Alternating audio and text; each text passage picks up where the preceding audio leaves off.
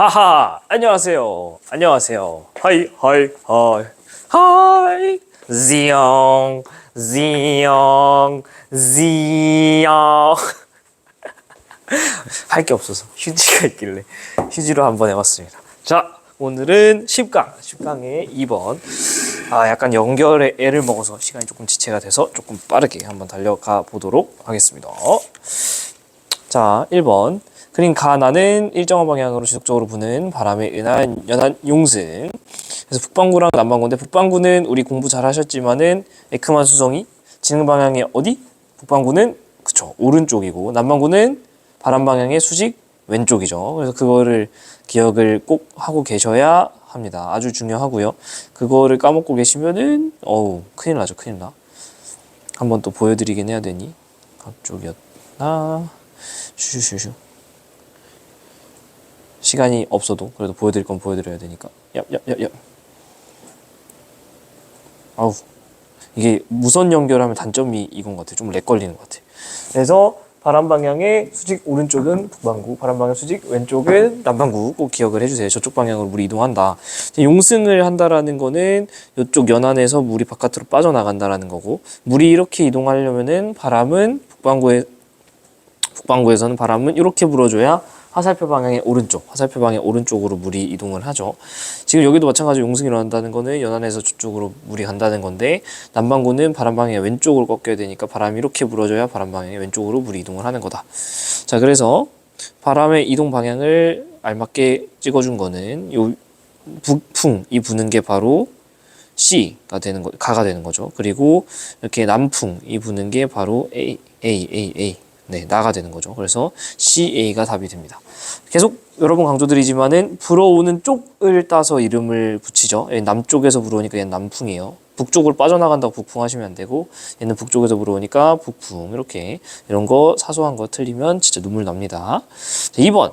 동풍이 지속적으로 부는, 동풍이니까 동쪽에서 불어오는 바람이죠. 그리고 북반구니까 바람 방향이 어디로 물이 갈까요? 그렇죠. 방금 했지만은 오른쪽으로 물이 이렇게 이동을 할 겁니다. 그럼 연안에는 물이 점점 쌓이니까 어떻게 될까? 해수면 높이가, 그렇죠. 해수면 높이가 높아져서, 그래서 더 이상 갈 데가 없으니까 육지로 막 범람하고 이런 건 아니에요. 어디로 가냐면 저 밑으로, 이 연안의 밑으로 이렇게 내려가겠죠. 뭐야? 렉 걸리니까 약간 막 딜레이가 있네요. 이렇게 물 밑으로 내려가겠죠. 그러니까 여기서는 연안 용승이 아니라 침강이 발생할 거라는 걸 알 수 있죠. 용승이 아니고 침강이 일어날 거고요. 주로 북쪽으로 이동을 하는 거죠. 그 다음에 해수면 높이는 A에서 B로 갈수록 높아지는 거죠. 물을 쌓으니까 낮아지는 경향이 아니고 높아진다. 답은 2번. 그렇죠? 이게 무선 연결의 장점, 제가 좀 편하다. 단점, 약간의 딜레이가 있다. 잠깐만요. 소리 잘 들어가고 있나 확인 좀 하겠습니다. 잘 들어가고 있군요. 그림은 전 세계에서 연안 용승이 일어나는 지역 A부터 D랑 각 해역에서 지속적으로 부는 바람의 방향이다. 사실 저랑 수업 시간에 다 했던 내용이죠. 뭐 연안 용승, 연안 침강 사실 여기서 하나하나 저랑 연습했었고, 실제로 연안 용승 끝났을 때 주요 용승 지역도 다 말씀을 드리긴 했었습니다. 근데 여러분이 이렇게 실제 자료 있을 때도 자료 해석 충분히 할 수 있어요. 기본적으로 이렇게 영도를 기준으로 나눠줘야죠. 왜냐하면 북반구는 바람 방향이 어디? 오른쪽. 남반구는 왼쪽으로 해수가 이동을 하니까, 이렇게 북풍이 불면은 얘의 오른쪽은 여기로, 이렇게 북풍이 불면은 얘의 오른쪽은 여기로, 얘는 남풍이 부는데 남반구니까 왼쪽으로 여기로, 얘는 이렇게 부니까 남풍 부니까 얘는 왼쪽. 그래서 결국에는 다 연안 용승이 일어나고 있죠. 왜냐면은 대륙으로부터 먼 쪽으로 지금 해수를 다 보내고 있으니까. 지속적으로 부는 바람에 의해서 먼 바다로 이동을 해서 연안 용승이 일어나는 거지요. 아열대 순환 이루는 한류의 영향을 받고 있느냐? 한류 제가 전 영상에서도 여러 번 강조했지만은 단순히 찬 해수가 아니라 고위도에서 저위도로 내려오는 열 뺏긴 해수죠. 그래서 고위도에서 고에서 저로 이렇게 오고 있는 해수들을 볼 수 있습니다. 그래서 전부 한류의 영향을 받고 있다. 정답. 중요한 거는 아열대 순환을 이루는 한류냐고 했으니까, 여기는 북태평양, 아열대 순환, 여기 북대서양 아열대 순환, 여기는 남태평양, 남대서양, 이렇게 이 아열대 순환이 있죠. 그리고 위쪽 같은 경우는 보시면 알겠지만 우리 시계 방향이라는 거, 그리고 남반구는 반시계 방향이라는 거 다 알고 계셔야 되는 내용. 그래서 아열대 순환의 한류들의 영향을 받고 있다는 거 잘 알 수 있습니다. 또 지속적으로 부는 바람에 의해서 표층해수는 주로 방향의 오른쪽 직각으로 이동하는 건 어디다? 북반구다. 그러니까 위 그림에서 A랑 C죠. A랑 C는 맞지만은 남반구에 해당하는 B랑 D는 이에 해당하지 않기 때문에 답은 3번이 되겠습니다. 됐죠? 4번 엘라 문제로 넘어옵니다. 엘라 같은 경우에는 제가 여러 번 강조 드렸지만은 제발 영상 보고 문제 푸세요. 바로 머리 벅치게 한다고 풀리지 않습니다. 제가 이거 다 잠만보 들고 있는 그 영상에서 여러 번 설명드렸죠. 다 보고 오셔야 합니다. 그래서 엘라에 있는 수온약층 분포를 순서대로 순서 없이 나타낸 건데요. 여기가 서태평양이고 그다음에 여기 동태죠. 이거부터가 지금 이해가 안 되는 분 개념 형성이 안 된 거예요. 근데 서태에 지금 따뜻한 해수 막 쌓여 있는 거 이거 뭐죠? 라니냐고요. 여기 이쪽에 동태에 약간 따뜻한 물 많고, 그죠? 동태 따뜻한 물 많고 서태가 얇은 이게 바로 엘니뇨. 이게 지금 빠르다고 느껴지는 분은 얼른 가서 잠만보 개념 영상 보고 오세요. 아시겠죠? 그래서 가랑 비교한 나에 대한 설명이니까 라니냐에 대한 설명 골라주면 되죠. 무역풍의 세기가 강하죠. 라니냐는 동태평양에서 용승 강하죠. 그리고 동태평양의 라니냐 같은 경우는 온도가 낮고요. 서태평양 같은 경우 따뜻한 물이 많이 밀려갔으니까 온도가 높아요.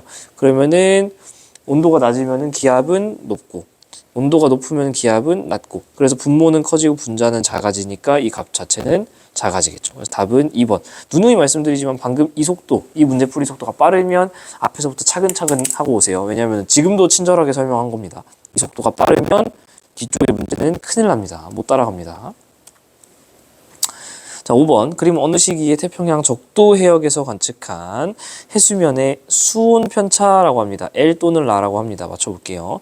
자, 제가 경도 나왔을 때 제일 중요하게 하나는 외우자 했던 경도가 어디죠? 그렇지. 150도 웨스트.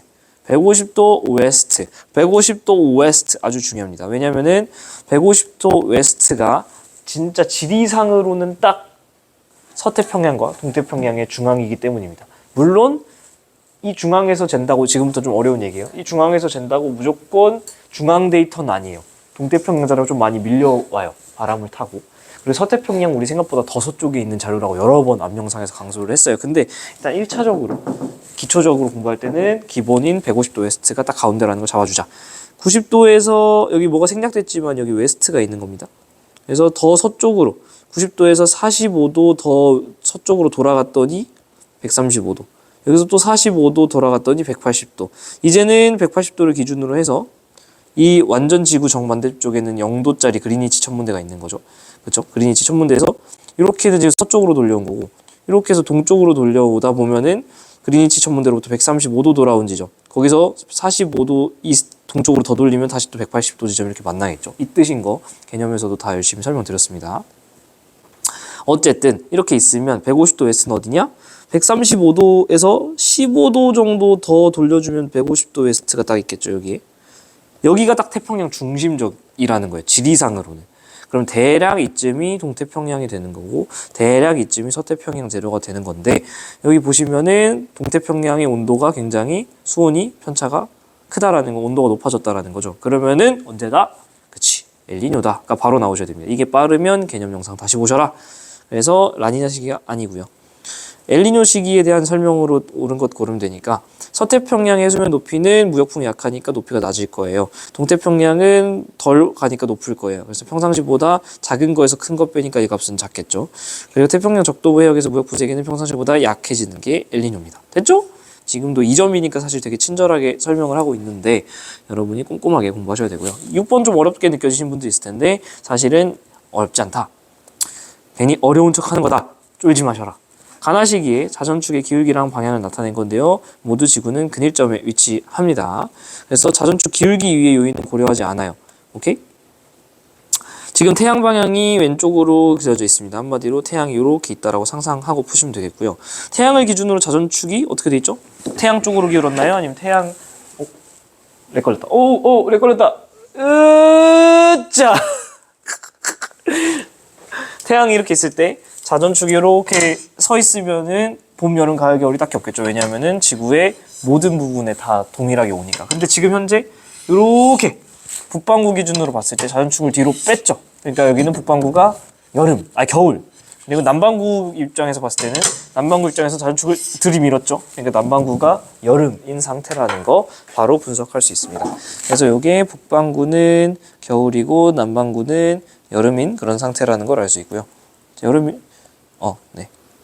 겨울은 파란색을 쓸까요? 좀 직관적으로. 마찬가지로 여기도 북반구가 뒤로 뺐으니까 겨울이고 여기는 남반구가 여름인 이런 상태인 거죠. 뭐가 다르냐면 문제에서도 나와 있지만은 지구 자전축 기울기만 바뀌었어요. 그래서 얘는 21.5도지만 얘는 23.5도. 얘가 더 크다라는 걸 알 수 있죠. 그럼 어떤 차이가 있는지 한번 봅시다. 30도 N에 입사되는 태양복사 에너지 양을 가가 맞느냐라고 했어요. 지금 가랑 나의 유일한 차이는 각도 차이입니다. 얘가 각도가 작고요. 얘는 각도가 커요. 지금 30도 N이라는 거는 북반구에 있는 북위 30도인데 거기에 태양복사 에너지 양을 보면은 얘는 북반구 입장에서 21.5도 살짝 뺐어. 얘는 많이 뺐어. 그러니까 어디가 더 덜 들어올까요? 태양 쪽에서 반대로 더 많이 뺀 쪽에 에너지가 덜 들어오겠죠. 북반구 기준. 그러니까 여기는 덜 들어오고 여기가 더 그래서 상대적으로 많이 들어온다. 그래서 가가 더 많다가 정답. 왜 그러냐면은 태양 반대쪽으로 덜 빼서 이렇게 생각하시면 됩니다. 남반구에서 이번에 눈이 남반구로 가야 돼요. 남반구 지금 여름이죠. 이 자료에선 태양의 최대 고도가 90도인 위도는 가가 높냐 이거 질문 많이 하시는 것 같은데 어렵지 않아요. 천천히 그림 그려서 보면 됩니다. 시키는 대로 남반구에서 태양의 고도가 90도가 되는 위도를 찾으면 돼. 태양의 고도가 90도라면 어디여야 될까? 내가 지구 지표면에 이렇게 서 있어야 내 머리통에 딱 햇빛이 내려오겠죠. 그죠? 보세요. 이렇게 내 머리통을 쬐는 지금 요 위도를 내가 그려주면 되잖아요. 위도라 함은 어디서부터 올리는 거예요? 위도는 어디서부터 올려? 적도가 위도 몇이에요? 0이죠. 거기부터 얼마나 올라왔느냐가 사실은 위도잖아요. 그러면은 일단은 적도를 찾아야겠지. 적도는 뭐에 수직해요? 자전축에 수직하죠. 자전축이 있고 여기 이렇게 수직해. 요게 이렇게 90 그죠? 자전축, 적도, 수직. 그럼 적도 찾았죠. 그럼 적도로부터 내가 얼마 떨어졌는지가 위도라며. 그럼 요만큼 이 각도 찾으면 되는 거잖아요. 이 각도? 일단 보조선 그리셔.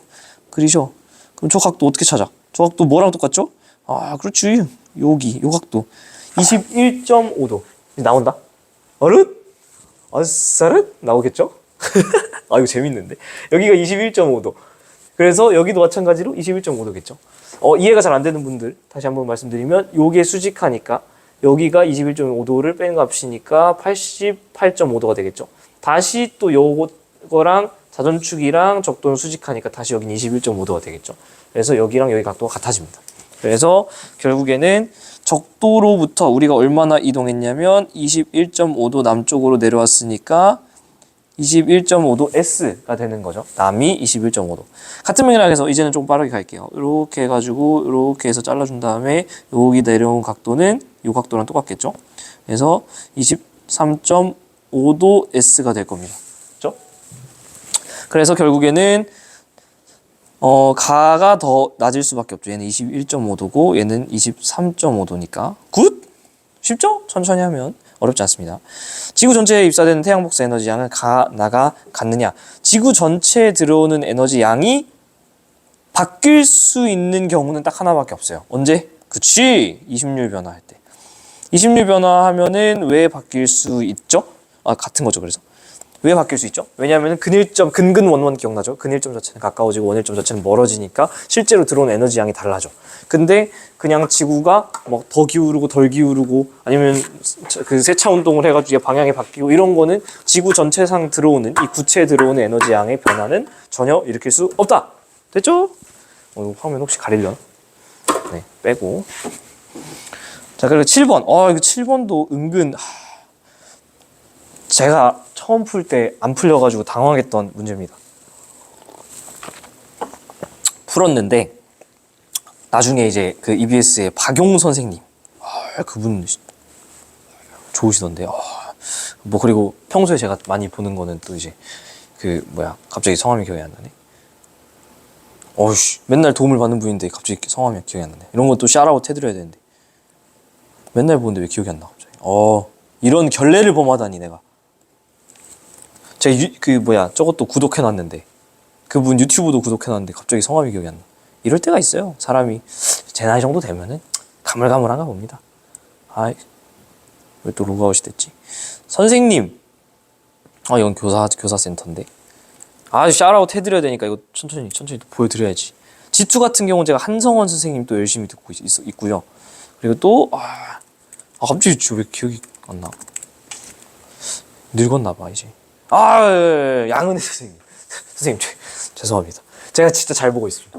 제가 오지훈 쌤, 양은혜 쌤, 박용 쌤, 최선묵 쌤, 그 한성원 쌤 다 여러분 보는데 이 분들 강의를 다 보면서 제가 7번을 또 많이 반성을 하게 되는 시간이었습니다. 이분들 역시 실력자구나. 왜냐?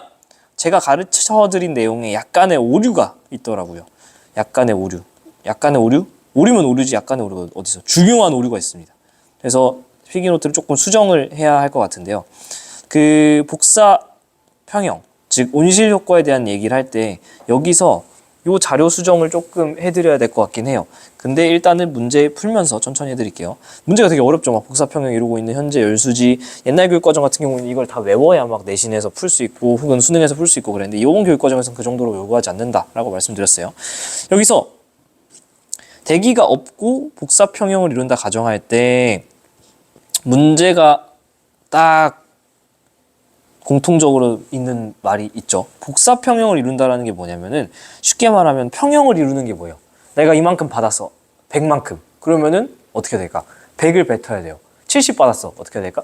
70 뱉어야 돼요. 그게 복사 평형이에요. 한마디로 인풋 들어온 양이랑 아웃풋 나가는 양이 같은 상태로 우리가 평형이라고 합니다. 예를 들어 100 들어왔는데 내가 99밖에 안 줬어. 그럼 내가 계속 지구 40몇억 년 동안 그 1만큼 에너지가 쌓이면서 지구가 엄청 뜨거워질 거잖아요. 혹은 100을 받았는데 내가 101을 줘. 그럼 계속해서 내가 1을 손해보니까 46억 년이라는 긴 시간 동안 결국엔 지구가 차갑게 식겠죠.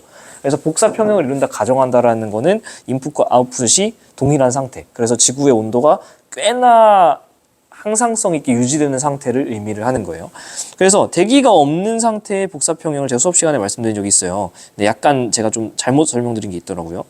그러면은 어떻게 되냐면은 원래 같은 경우는 우주, 대기, 지표 해가지고 여기서 막 해가지고 요런 그림이 만들어지는 거잖아요. 그죠? 근데 이렇지 않고 다행히 대기를 싹 지워. 그래서 지표 바로 위에 우주만 있으면 어떤 일이 벌어지냐? 100 들어오면 100 받고 그죠? 이게 인풋인 거죠. 아까 말씀드린 인. 그럼 100 받았으면 어떻게 된다고요? 다시 우주로 100 쏴야지. 이게 아웃. 그죠? 저는 이렇게 가르쳐 드렸어요. 그래서 이렇게만 하고 일단 문제 풀어볼게요. ABC가 어떻게 변하느냐라고 했을 때 지구의 반사율이 지금 30이잖아요. 그죠? 근데 지구의 반사율은 지금 여기서는 이 그림상으로는 사실은 반사율이 0이 되죠. 반사된 거 없이 다 받고 다 나가니까. 한마디로 이 그림에서는 지금 지표가 반사하지 않는다라고 가정을 하고 제가 지금 가르쳐 드렸었던 거예요. 그러면은 이렇게 되면은 반사율이 0이 되고요. 그리고 B 같은 경우는 지표면 흡수인데 지표가 전부 흡수하죠. 그러니까 지표가 전부 흡수하니까 이 45라는 값이 100이 되고요. 그리고 C, 지표면이 내뱉는 거는 잘 봐야 돼요. 실수하면 안 돼요. 100에다가 이 4도 있다. 그죠? 그러니까 104만큼 내보내던 거가 104만큼 내보내던 거가 어떻게 되는 거냐면 우리가 아까 100 먹었으니까 100 뱉어야 되죠. 그래서 얘가 100으로 줄어요. 그래서 결국에는 숫자 비교를 해보시면 커진 거는 어이구 렉걸린다. 커진 거는 30에서 0 줄었고 45에서 100 얘 커졌다. 얘 커졌고 104에서 100 줄었다. 커진 거는 B밖에 없습니다. 그래서 답은 B 이렇게. 근데 제가 이거는 아까 처음에 말씀드렸지만 지표 반사가 없다라고 가정을 한 건데 실제로는 대기만 없앴기 때문에 지표 반사도 고려해줘야 된다고 생각합니다. 그럼 좀 더 엄밀한 풀이는 어떻게 되는 거냐면 슝슝슝 다시 풀어볼게요. 좀 더 엄밀한 풀이는 사실은 잘 보세요. 좀 더 엄밀한 풀이는 100 들어오고 100 받고가 아니라 100이 들어올 때 이미 여기서 어떻게 되는 거냐면 지표 반사를 이번에 있는 걸로 고려해 볼게요. 5를 튕겨냅니다. 이 5라는 숫자는 어디서 나온 거냐? 여기 위 자료. 위 자료를 보시면은 여기서 100 들어온 게 사실은 다 들어오지 않고 5만큼 튕겨나가는 이유는 이 자료 때문이에요. 왜냐면은 이 그림을 근거로 했을 때 지표면에서 들어올 때 대기는 25반사, 지표는 5반사. 근데 대기만 없앴으니까 지표 반사를 그대로 가져간다면 사실은 지표가 여기서 5는 튕겨내주고 그러면은 100을 줬는데 5 튕겨냈으면 난 얼마 받아야 될까요? 그쵸? 95만 들어옵니다. 지표에 95만 들어오게 돼요. 그럼 지표는 복사 평형을 이루기 때문에 인풋과 아웃풋이 같아야 돼요. 그럼 내가 95를 받았으면은 얼마를 뱉어야 될까요? 그쵸? 95를 받았으면은 사실은 95만 뱉어야 돼요. 그죠? 그래서 95만 받았으면 95만 뱉어야 되는데 매우 딜레이가 심하네요. 오, 이렇게 95만 뱉어야 되는데 그러면은 여기 숫자가 안 맞는 것처럼 보이죠? 사실은 얘랑 합치면은 100이 되죠. 얘랑 합치면은 100이 되니까 결국에는 100을 줬지만 5는 튕겨내서 우주 공간에서 머물고 있고 그다음 95만 들어갔다 95만 나와서 값 합쳐지면 다시 100 이렇게 되는 겁니다. 그래서 요 약간 제가 필기노트를 수정을 해야 될 것 같기도 합니다. 조금 어려워서 수정할까 말까 좀 고민이 되긴 하네요. 어쨌든 그렇게 되면 숫자가 어떻게 바뀌냐면요. 지구 반사가 30에서 기존 30에서 얘만 사라지는 거죠. 기존 30에서 대기가 사라졌으니까 대기가 반사하는 것만 사라지고 5는 그대로 가져오니까 30에서 어떻게 변하냐면 5로 변해요. 그리고 지표면 흡수하는 것 같은 경우에는 45를 흡수했었는데 지금 어떻게 되죠? 95 흡수하죠. 그래서 45 흡수가 이렇게 95 흡수로 변합니다. 45 흡수가 95 흡수로 변해서 얘 같은 경우는 동일하게 증가하는 게 되고요. 그 다음에 마찬가지로 지표면 복사하는 104가 아까 지표면 복사였잖아요. 104.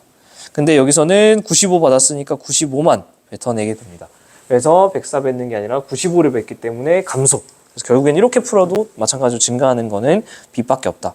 요게 사실은 박용 선생님의 풀인데 사실은 요게 좀 더 엄밀하고 정확하고 더 신빙성 있는 풀이라고 생각을 합니다. 그래서 둘 중에 여러분이 편한 풀이로 가져가시면 되겠습니다만 사실 이 풀이를 좀 더 추천드린다. 자, 8번. 그래서 사실 7번이 2번 문제, 2점짜리 문제치고는 조금 난이도가 있지 않았나 싶어요. 연평균 기온이 이렇게 2도 상승한다 가정했을 때 온도 분포를 나타낸 겁니다. 실제 데이터를 보셨을 때 기온 상승량이 많아지면은 진해지죠. 근데 어디가 좀 진하냐면은 요 북반구 극지방이 굉장히 진합니다. 그죠? 온도가 많이 올랐다라는 거고요. 전체적으로 지금 약간 진하죠. 약간 얼룩덜룩한 게. 그래서 온도가 확실히 올라가긴 했구나. 근데 그 중에서 저 북반구 극지방이 더 많이 올라갔겠구나. 그러면은 그 북반구 극지방에 뭐가 있죠? 빙하가 더 많이 녹았겠구나. 이런 걸 알 수 있습니다. 기온 상승량은 북반구가 크다. 북반구가 좀 더 진하죠. 진한 느낌이 듭니다. 그리고 렉이 너무 많이 걸려. 남반구에서 연평균 기온 상승량은 대륙이 크냐라고 하는데 일단 눈이 남반구로 가고 대륙과 바다 쪽을 봤을 때 대륙이 조금 더 막 이렇게 얼룩덜룩하죠. 바다는 약간 허여멀건하고 그래서 대륙이 더 큰 게 맞습니다. 지금 렉 걸렸다. 똑같은 것만 반복하고 있죠. 그죠? 무선 연결의 단점을 발견했어요. 차라리 다음부터는 선을 좀 가져와서 할게요. 그게 나을 수도 있겠다. 자, 북극지방에서 지표면 반사율은 과거의 반사율보다 작을 것이냐라고 물어봤어요. 이건 무슨 뜻이냐면 빙하가 많으면 반사가 많이 되죠. 제가 수업 시간에 말씀드렸지만은 우리가 지표 반사 보여드려야지. 영상이니까 천천히 보여드릴 수 있는 거 최대한 다 보여드리면서 갈게요. 여기 기후변화 요인 중에서 인위적 요인 말씀드릴 때 지구 내적 요인 말씀드릴 때 여기네요. 지표면의 반사율 이렇게 수특이 있거든요. 지표면의 반사율 되게 높은 부분이 어디냐면 이제 나올 건데 빙하가 엄청나게 반사를 많이 해요. 50에서 70%. 한마디로 100 들어오면은 그 중에 50에서 70 보내니까 30에서 50만 지표가 받게 되는 거죠. 그러니까 빙하가 많으면 많을수록 반사율이 엄청나게 높다라는 거죠. 근데 지금 여기가 온도가 높아져서 빙하가 막 녹으면은 반사율은 막 떨어지겠죠. 그러니까 북극지방에서 반사율은 과거보다 작을 수밖에 없죠. 빙하가 많이 녹았으니까. 됐죠? 오케이. 좋은 타이밍에 잘 끊겼네요. 너무나 렉이 많이 걸려서 제가 좀 죄송스럽다고 말씀드리고요. 답은 이제 나오죠. 5번. 선을 좀 받아오도록 하겠습니다. 자, 고생하셨고요. 3점에서 봅시다. 안녕! 엄청 렉 걸려. 그죠?